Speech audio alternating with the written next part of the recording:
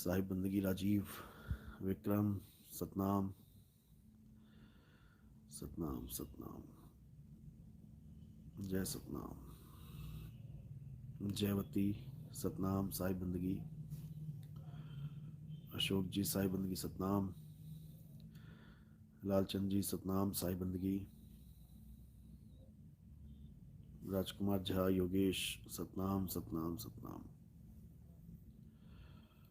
सतनाम, सुशीला, सतनाम, साहिब बंदगी,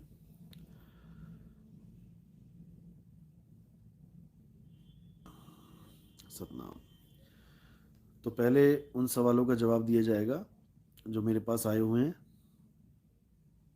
उसके बाद आप अपने सवाल रख सकते हैं। तो सवाल है, और बहुत ज़्यादा पूछा जाता है ये, बहुत से लोगों के मैसेज आए हैं इस मामले में। कह रहे क्या हम किसी पूजा पाठ में या मंदिर निर्माण में कोई हिस्सेदारी भी दे सकते हैं या नहीं।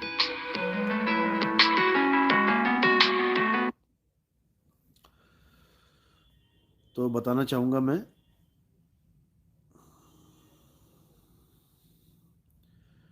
कि देखो, जितने भी हमने सत्संग किए हैं अभी तक, समझने वाली बात है। अगर अभी भी आप ये सवाल पूछेंगे तो बड़ी हैरानी वाली बात होगी।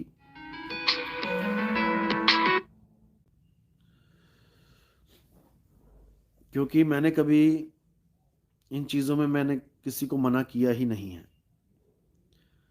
आप भगवान की भक्ति करना चाहते हैं, परमात्मा की भक्ति करना चाहते हैं, बहुत अच्छी बात है। क्योंकि परमात्मा की भक्ति के लिए ही ये जन्म मिला है। और जितने भी काम आप कर रहे हो भक्ति के अलावा, वो सब आपकी दिनचर्या, आपका जीवन व्यतीत करने के लिए है। जो असली मकसद है वो केवल और केवल मुक्ति को प्राप्त करना। इस इंसान चोले का एक ही मकसद है, मुक्ति को प्राप्त करना। उसके बाद जो कुछ भी है वो मकसद बना दिए हैं, आप लोग बना बैठे हो कि मेरा मकसद है जीवन का डॉक्टर बनना, मेरा मकसद है जीवन का इंजीनियर बनना, मेरा मकसद है कोई मिनिस्टर बन जाना, सबसे बड़ा मिनिस्टर बन जाना। ये तुम्हारे जीवन के जो मकसद हैं, ये तुम्हारे मन ने थोप दिए तुम्हारे ऊपर, और तुम इस मन की शातिर चाल को समझ भी ना पाए। तुम्हें इस मन ने उलझा दिया, किसी को डॉक्टर बनने में उलझा दिया, किसी को इंजीनियर बनने में उलझा दिया, किसी को कुछ बनने में उलझा दिया। मैं ये नहीं कह रहा कि नहीं बनना है, बिल्कुल बनो, और अच्छे से अच्छा डॉक्टर बनो, अच्छे से अच्छा इंजीनियर बनो, अच्छे से अच्छा नेता बनो, मनाही नहीं है। लेकिन अगर अपने मूल, जो तुम्हारा मूल उद्देश्य है,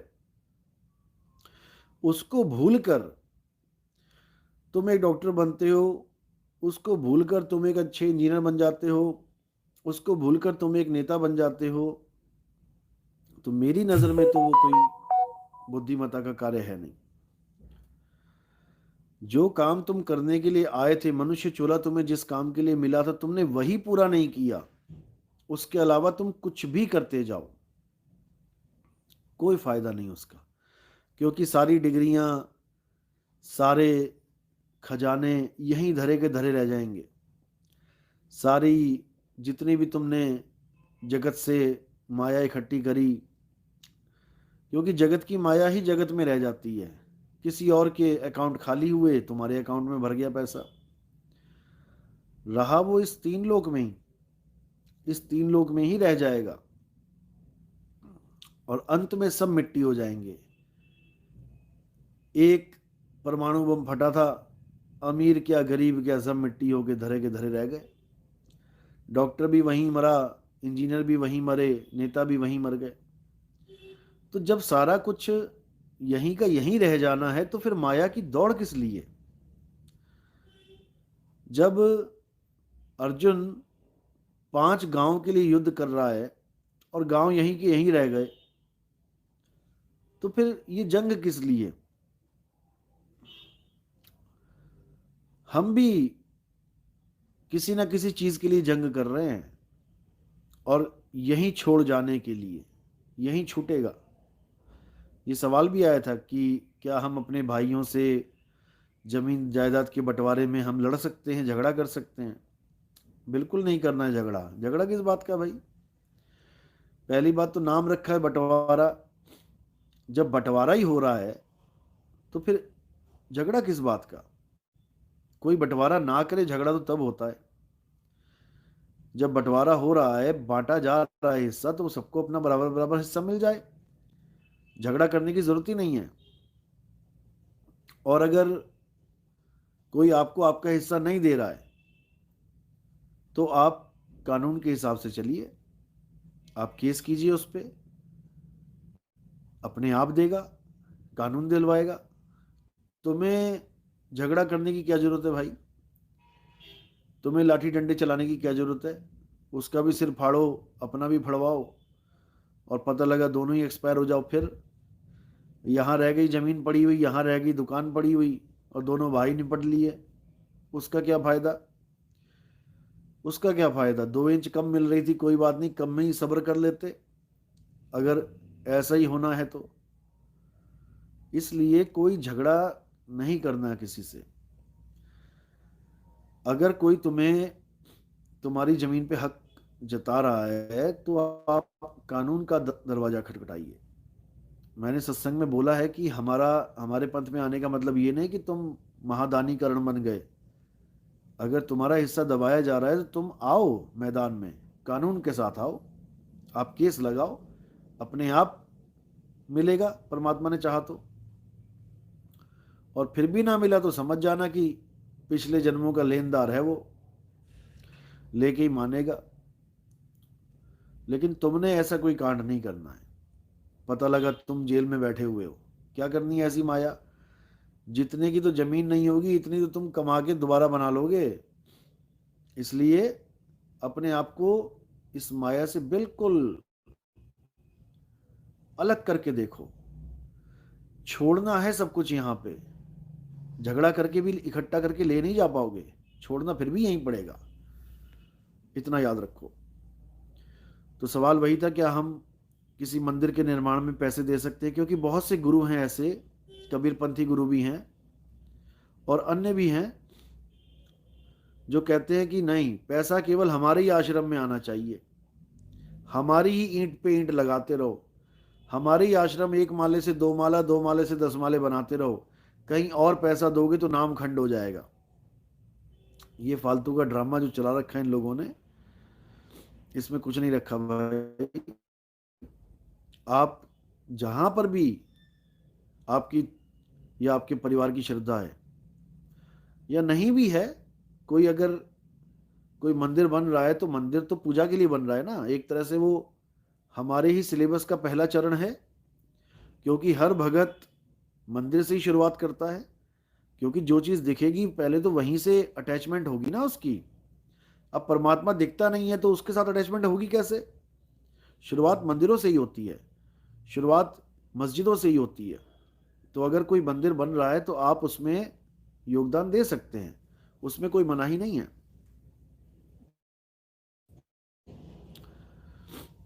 और कोई धार्मिक ग्रंथ छप रहा है, वहां पर भी आप योगदान दे सकते हैं, उसमें भी कोई मनाही नहीं है। क्योंकि वो एक तरह का समाज का भले का कार्य है। कोई 4 किताबें छपेंगी, गीता छपेगी, कोई पढ़ेगा समझेगा। कई लोग गीता की खिलाफत करते हैं कि गीता जैसा कोई ग्रंथ नहीं है। तो देखो, गीता मनगढ़ंत ग्रंथ है ऐसे भी बोल देते हैं कई लोग, उनकी सोच उनके साथ है भाई। वो किस ग्रंथ को फॉलो कर रहे हैं, वो उसके हिसाब से सोच रहे हैं। और जो गीता वाले हैं वो गीता के हिसाब से सोच रहे हैं। सच तो एक है, सच तो दो हो नहीं सकते।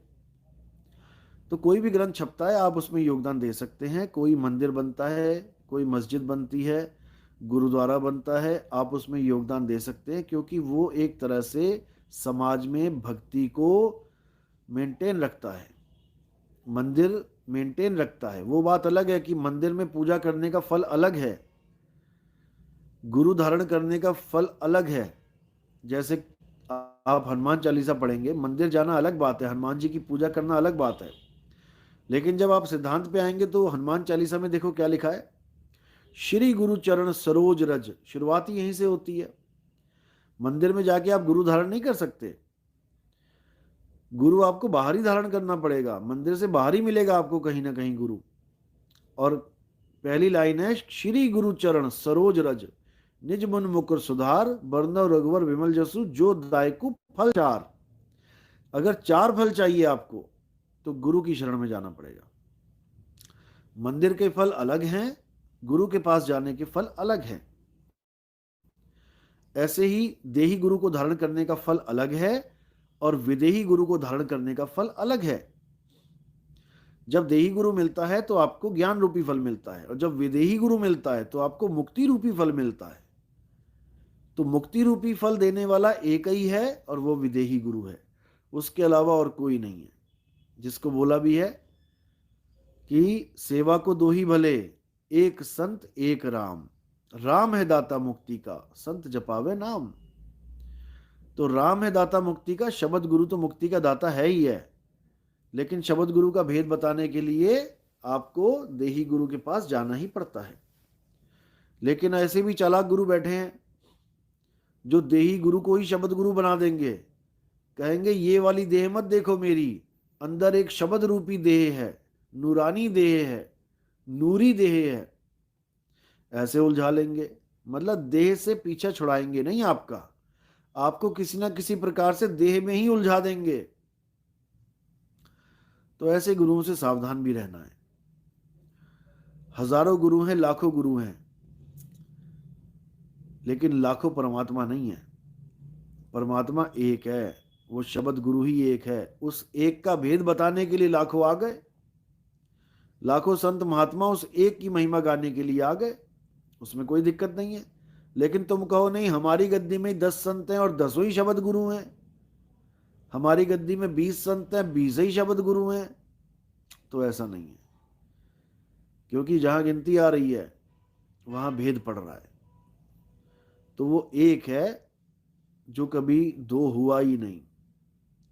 एको सिमरो नानका जो जल थल रहा समाए, और वाही को क्यों सिमरिए जो जम्मे ते मर जाए।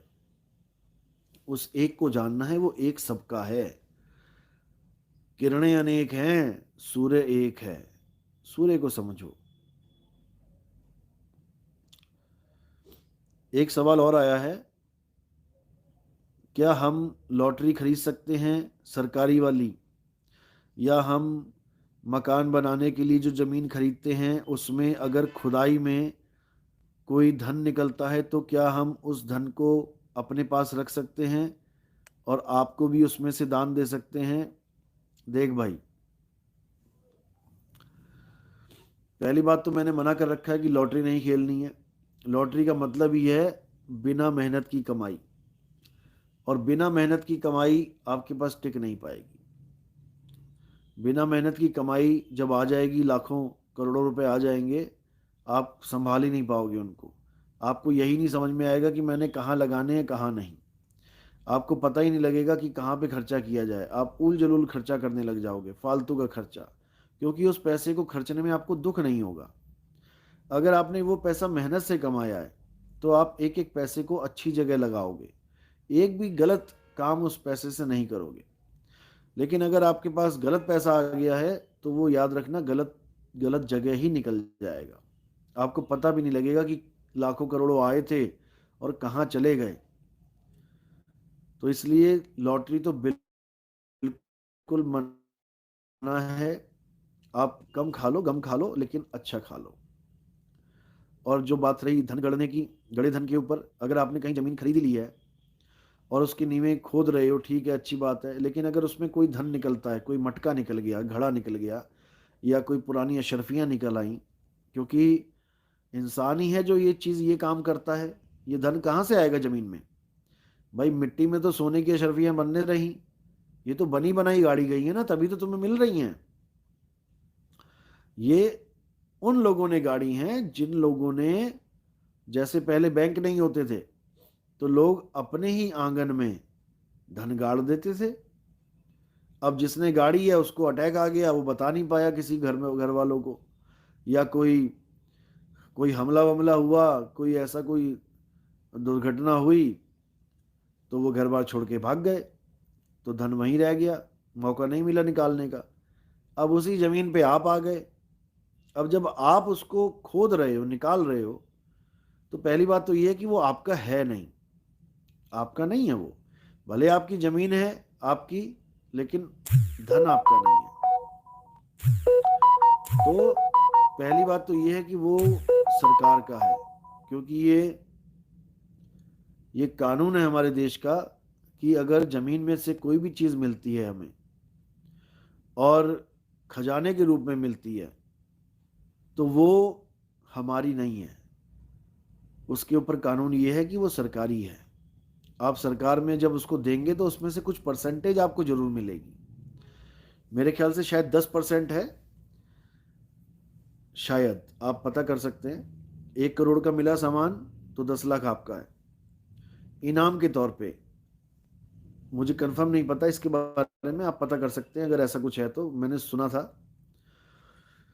और अगर कोई चीज आपको समुद्र में मिलती है, आप समुद्र में गए किश्ती लेके, आपने डाई मारी, आप नीचे से कुछ भी लेके आते हो, कुछ भी, वो आपका है।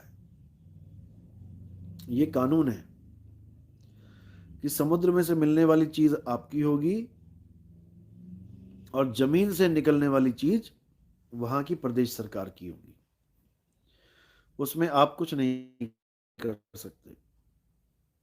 कोई घड़ा निकला, आपने रख भी लिया, आज नहीं तो कल, कल नहीं तो परसों आप ही के द्वारा बात लीक हो जाएगी,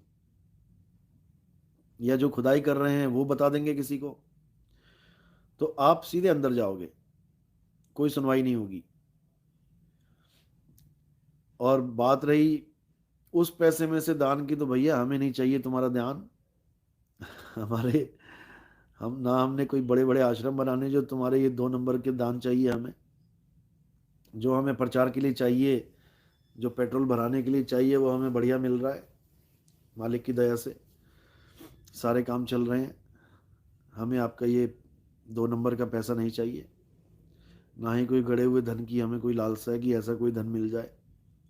जो यहाँ इकट्ठा किया है भैया, वही वो भी यही छोड़ के जाना है, तो 2 नंबर की कमाई कौन खाए, और उसका हर जाना भुगतने के लिए बार बार यहाँ पे आए, तो हमें नहीं चाहिए भाई। और आप भी बच के रहो, ये कोई काम ऐसा मत करो जो तुम्हें लेने के देने पड़ जाएं। तुम भगत बन रहे हो, तुम भक्ति कर रहे हो, तो तुम्हें पहली बात तो इस माया की दौड़ से निकल जाना चाहिए।